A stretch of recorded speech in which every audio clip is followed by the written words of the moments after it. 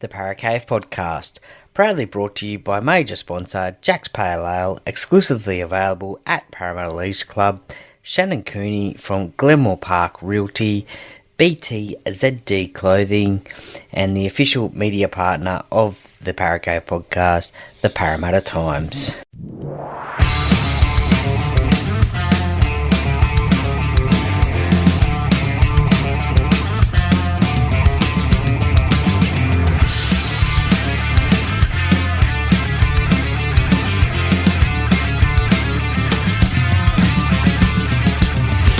Welcome to another episode of the Parra podcast. And now over to your host, Troy Warner, broadcasting live from the world-famous Parra Cave.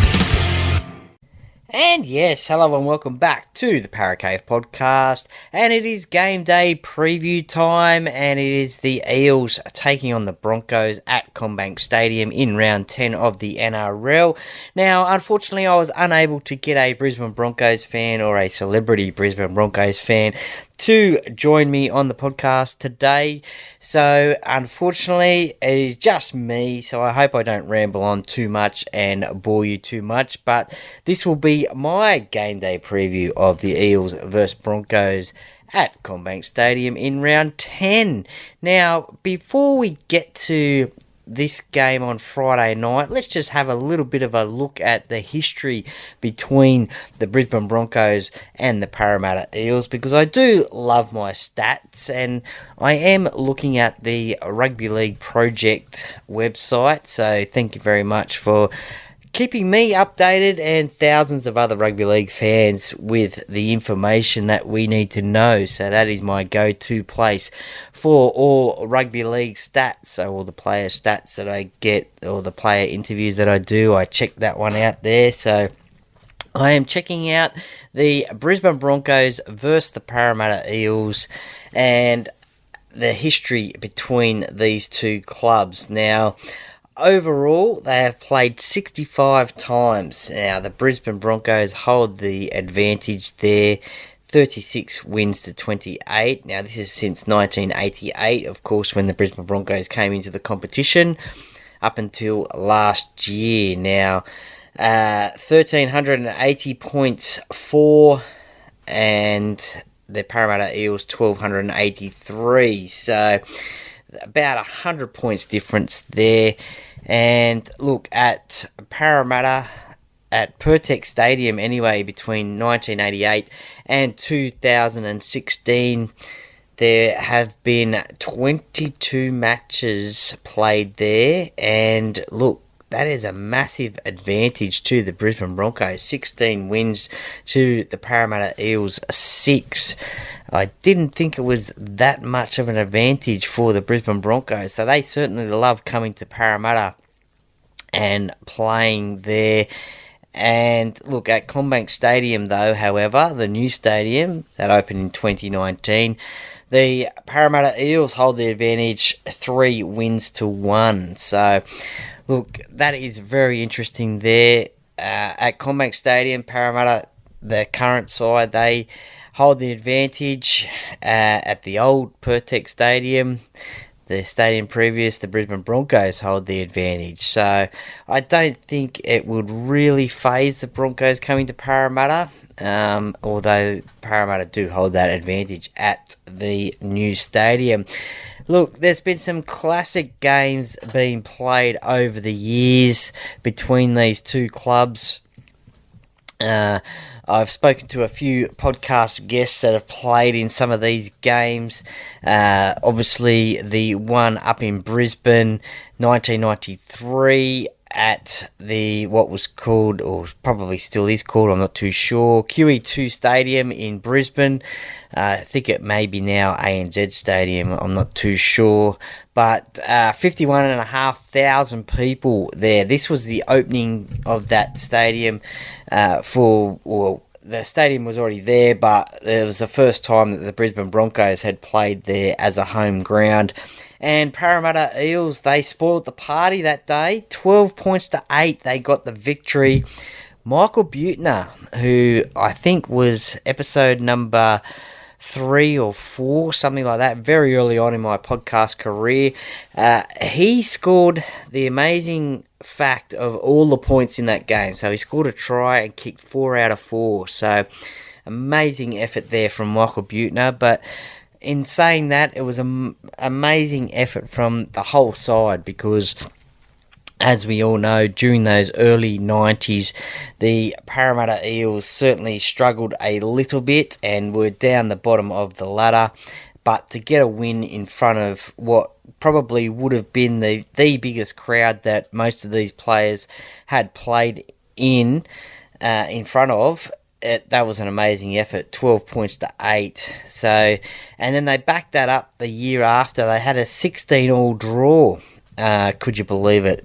A 16-all draw, and Michael Buettner again got on the try-scoring list, and former guest Stewie Galbraith was a halfback that day. He got a try as well. Brett Plowman, who I just had on last week, he played against his old club that day. And that one was in front of 31,000, so a dramatic drop there in the crowd figure, 20,000. But those first 2 games for Parramatta at QE2 Stadium, they certainly stood up there against the premiers those 2 previous years. Look, there wasn't too much success for Parramatta over Brisbane in the 90s, as Brisbane were one of the powerhouses in the competition. And it took a long time for 1998. The Parramatta Eels beat the Broncos 20 points to 16 at QE2 Stadium. 1998, 18,000 there. And look, there's some names there. Nathan Hindmarsh, Jared McCracken, captain. Clinton Shivkovsky, Paul Carriage, Nathan Kalis, Aaron Raper, and of course coached by Brian Smith in that game. And the Eels try scorers, Nathan Barnes, Jim Dimmick, Michael Vella. So that was a long time between drinks there for the win. Obviously the Broncos, they beat Parramatta in the 2000 prelim final. That was played at ANZ, which is now a core stadium. I think it was Stadium Australia back in the day there. They beat them 16 points to 10. Parramatta got them the year after in 2001 in the prelim final, 24 points to 16. And some other games that come to memory as well. A massive win to Parramatta in 2007, 68 points to 22 at Pertec Stadium. Massive victory there to the Eels, 68 points to 22. How good was that game? Kristen Inu, 3 tries, Jared Hayne, 2, Ian Hindmarsh, the other Hindy, got 2 for Letty Mateo, Tamana Tahu, Eric Groth, Tim Smith. They had a range of goal kickers as well. Kristen Inu, Tim Smith, Jared Hayne, Ian Hindmarsh, Tamana Tahu. So that was coached by Michael Hagan, so that was a great game there. Obviously the Parramatta Eels made the prelim final that year, I think it was 2007, going down to Melbourne. 2009, 21 to points to 14 victory there. Look, one of my favourite games between Parramatta and Brisbane, and one of my favourite away trips, is up to Brisbane to watch this game, and that happened in 2017. That was 52 points to 34. That was actually my first game, my first away Parramatta Eels game in Brisbane against the Broncos, and look, what a game that was. That was an amazing game, and that will forever stick out in my memory as one of my favourite ever Parramatta Eels games. Semi Radradra, 4 tries. Now, his 4 tries were probably 4 length of the field tries. They were amazing. If you get a chance, go back onto YouTube, check out that game, and just have a look at those tries that he scored. Also in that game, Kirisomi Avaa, he scored the NRL's quickest ever try in, I think it was 11 seconds or even under that. It was off the kickoff. And I think it was Adam Blair who was taking the ball back off the kickoff. Somehow, I don't know whether he was trying to offload or the ball got dislodged or whatever, but Kirisomi, he was on the mark and got the ball and scored. It was unbelievable. It was at the end that I was sitting at, and I will always remember that. That was a great win that day. And, of course, look, Parramatta fans anyway, not so much Brisbane fans, but Parramatta fans will remember the 2019 semi-final at what was called then Bankwest Stadium, 29,000 there, so nearly the 30,000 figure, 58-0. Now, that Parra fans will love that game, 58-0. It is a finals record scoring game there. Dylan Brown 2 tries, Mitchell Moses 2, Michael Sevo 2, Sean Lane, Tepai Mara, Michael Jennings, Blake Ferguson, Daniel Alvaro got on the try scoring list there. Now there was a lot of controversy after that game actually, because there was reports, I think it was, I can't remember whether it was confirmed or not, it may have been, but there were reports that the Broncos, some of the Broncos players anyway, were out the night before that game playing poker machines and whatever. I cannot confirm that one, but I think that's what was happening or what was said back in the day. But one of my worst trips to Brisbane for a Brisbane Parramatta Eels game was actually last season. Now, last season it was played at the Gabba in Brisbane, a cricket ground in Brisbane, and not Suncorp, and that was due to the reason of the Women's World Cup, the Soccer World Cup that was being played in Australia and New Zealand. And the Matildas, they were playing at Suncorp Stadium. So during that tournament, the Brisbane Broncos moved their home games to the Gabba ground. Now, that was the first time I'd been to the Gabba for a sporting event, and it... look, it's always memorable to go to Brisbane for games, but will certainly be forgettable as well, because it was a 54 points to 10 victory to the Brisbane Broncos in that game. And look, as I said, I remember the game. It wasn't too good. I think Reece Walsh was on fire that day. Adam Reynolds' kicking game was unbelievable. But we all know the form of the Brisbane Broncos last season, which led them to the grand final anyway as well. So they were playing sensational football last year. And look, that night, it was a pretty forgettable night. I think Mitchell Moses copped a bit of an injury in that game. By memory, I haven't watched it back, obviously, and I haven't seen any highlights lately, so I cannot remember, to be honest, back to that game. But I think Mitchell Moses got an injury in that game. I can't remember whether it was early on or midway through the first half, and he didn't return to the second half. Correct me if I'm wrong, listeners, but I think that's what has happened.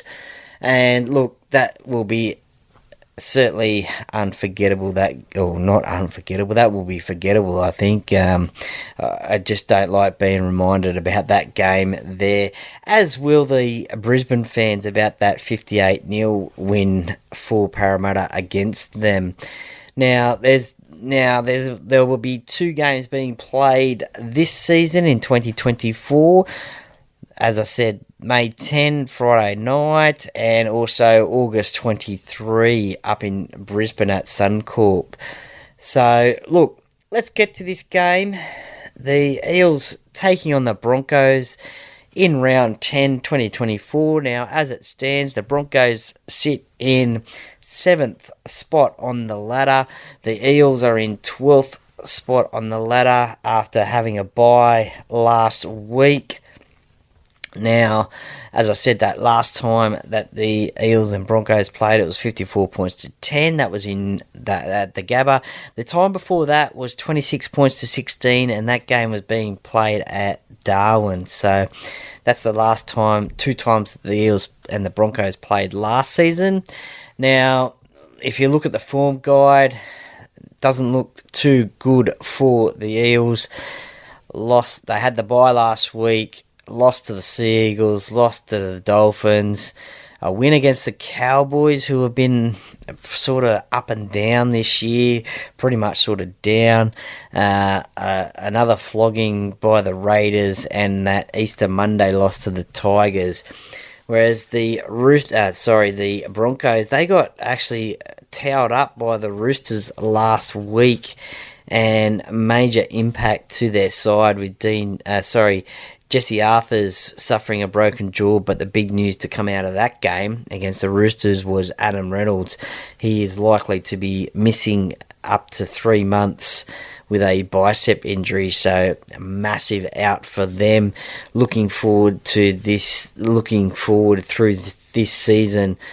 Big loss for the Brisbane Broncos, but they got beat 40 points to 18. 3 straight wins before that against the Tigers, Raiders and Dolphins, so slowly finding their feet. And then there was a crackerjack of a game against the Storm where they went down by 2 points, 34 points to 32. So 3 wins out of their last 5, 1 out of their last 5 for the Eels. So, look, this is a crucial game for Parramatta. They need to get the win to get back on track and slowly but surely, hopefully, raise their way up that NRL ladder. So, look, going to the team list, we'll start off with the Brisbane Broncos, the travelling side. Now, as I said, Jesse Arthurs and Adam Reynolds are out. So a young Josh Rogers comes into halfback, that number 7 spot. Now, by all reports, he plays for the Burleigh Bears in the Queensland Cup, and he is a big figure. He runs the football a lot. He's pretty solid in defence. Coach Luke Burt knows a lot about him. There is a chat on SEN Queensland, I think. So if you can search that one out and have a listen to that if you want to know more about Josh. And so he takes the halfback position. Corey Oates comes into that wing position for Jesse Arthurs. So other than that, look, it's a pretty strong back 5. Reece Walsh, obviously, we know what he can do. He gets himself involved in the game a lot of the times. He's very quick. He is a game breaker. He is an X factor. So he will be definitely one to watch as well. Katoni Staggs, Selwyn Cobbo, Ezra Mam as well. He can be electric as well, so just need to watch him. It's a good opportunity for him, even though playing 5'8", to step it up and I guess sort of control this team, run this team of what maybe life after Adam Reynolds might be, but especially during this period whilst he is out, that's for sure. Payne Haas in that prop position, that'll be a good battle between him and Junior Paulo, and also Regan Campbell-Gillard as well. A couple of games back now from injury. Pat Carrigan at lock, he captains the side, and look, he's a workhorse, he's a tackling machine, he runs hard, he does a lot of runs as well, but he's probably the I guess I would call him the Clint Gutherson of the Brisbane Broncos. He's just anywhere and everywhere, and he's got an offload in his game. As I said, he tackles his heart out, he runs, so that's probably why he is captain of this Brisbane Broncos side. So a fairly strong side there to take on the Eels. If we go to the other side, the home side, Blaze Talangi, he comes in for Clint Gutherson, who is out for 4 to 5 weeks after having a knee operation. So we wish him all the best in his recovery. So Blaze gets that first opportunity, and hopefully the opportunity whilst Clint is out to have that fullback position. Mike Acevo on the wing. Now, look, as a Parramatta fan, I guess I'm pretty disappointed that he is on the wing, especially after those antics in the Manly game where he copped a fine for his actions and also 10 minutes in the sin bin during the game, which really, I guess, did it cost Parramatta the game? Well, yeah, maybe it did. But I just think he shouldn't have been named. I think he should have been named in New South Wales Cup. He needs to work on his discipline. This is my opinion and probably the opinion of others as well.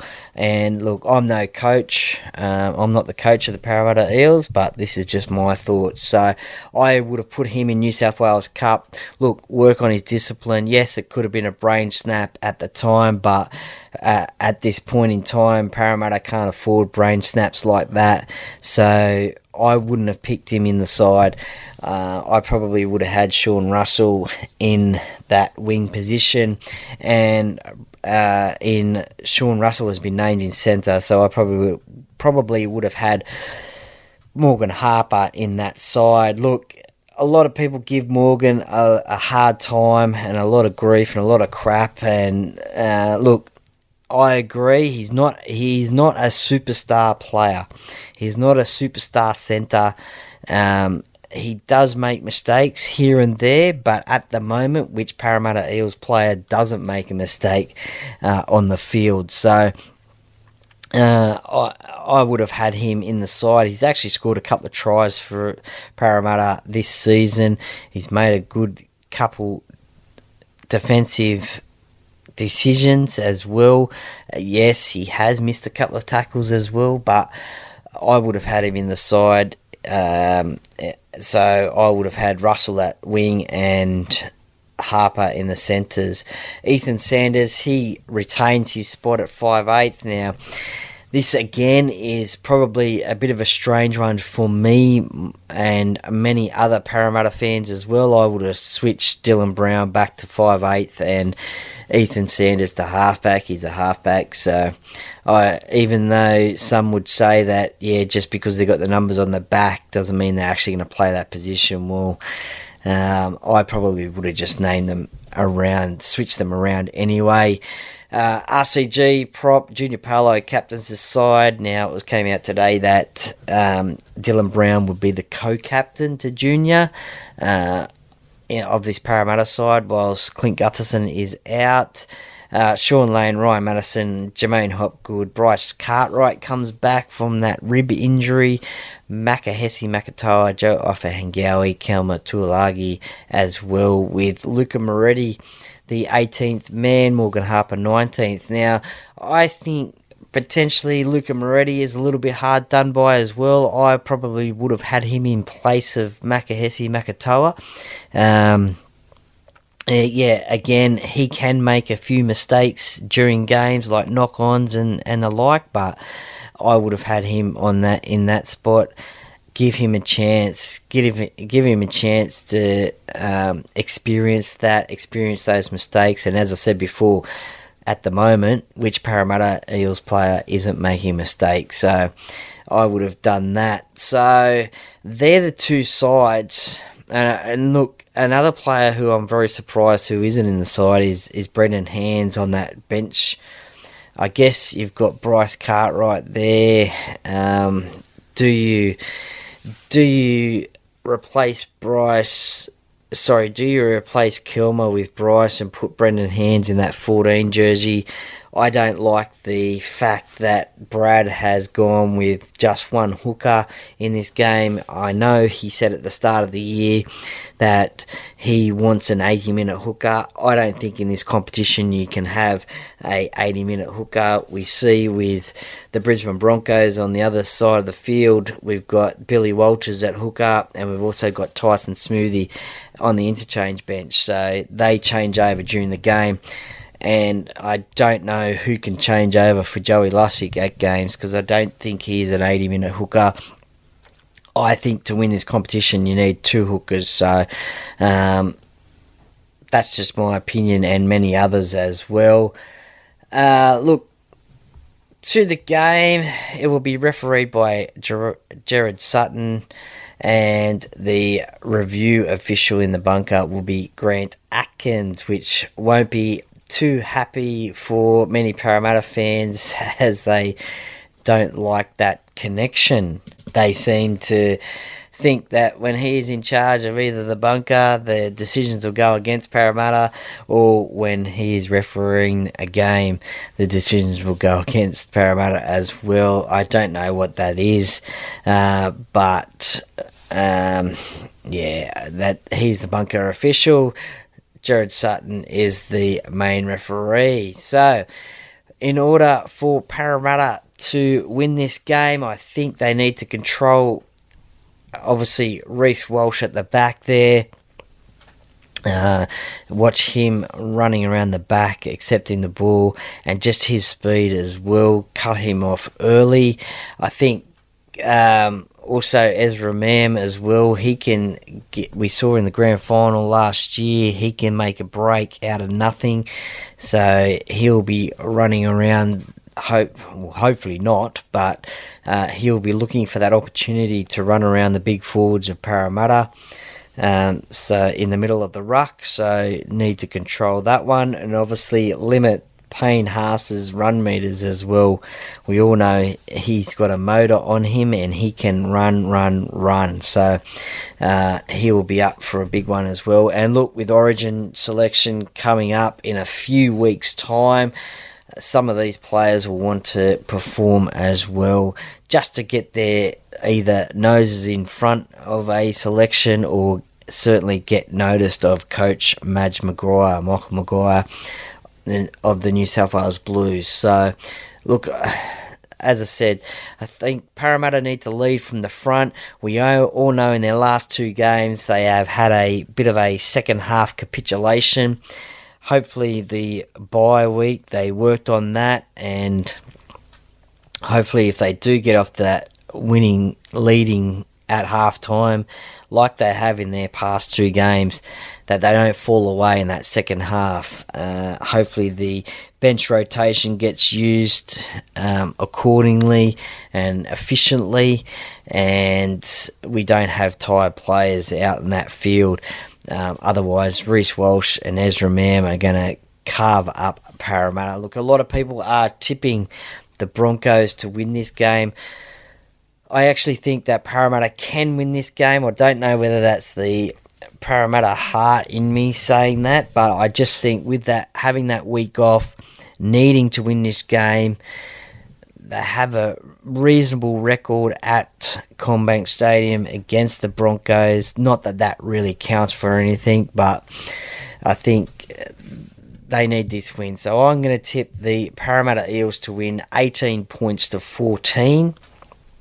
I'm going to tip Blaze Talangi to have a blinder, be the first try scorer, and also get a double in this game as well. So I think also too, I think Sean Russell in the side will be the goal kicker on the night, but I wouldn't be too surprised if Ethan Sanders gets a crack at goal kicking as well, if Sean Russell misses one or two, give someone else a kick. We did see Dylan Brown have a crack against Manly as well, but he missed as well.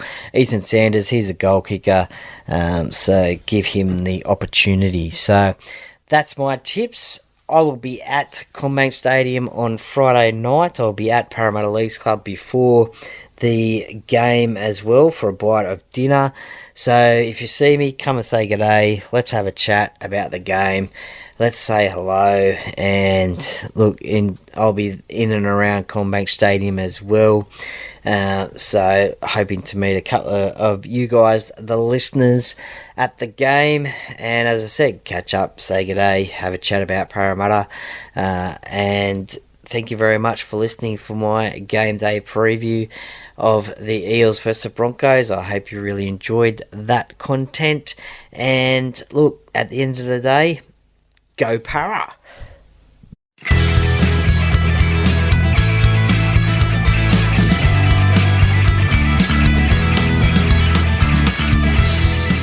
Thank you for listening to another episode of the Parra Podcast. See you next time.